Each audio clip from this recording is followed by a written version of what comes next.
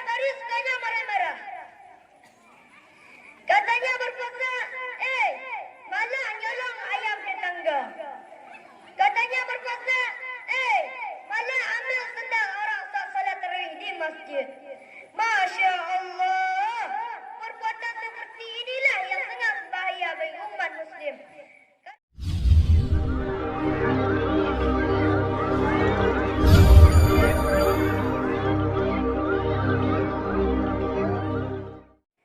Assalamualaikum warahmatullahi wabarakatuh.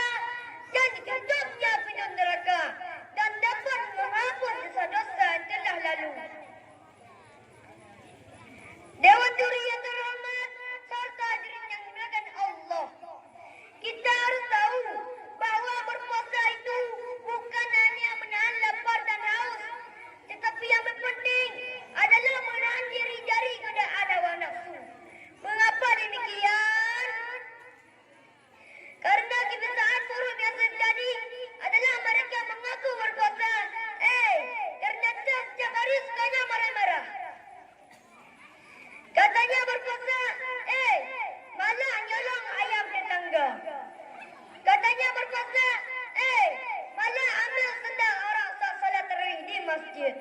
Masya Allah, perbuatan seperti inilah yang sangat berbahaya bagi umat muslim. Karena Nabi telah bersabda yang artinya betapa banyak orang berkuasa di antara kalian, tetapi tidak ada yang diperolehnya kecuali hanya lapar dan dahaga. Jamaah kalian yang sangat bahagia, sayang sekali kan kalau puasa kita sia-sia, tidak mendapatkan pahala, tetapi hanya lapar dan haus yang kita rasa.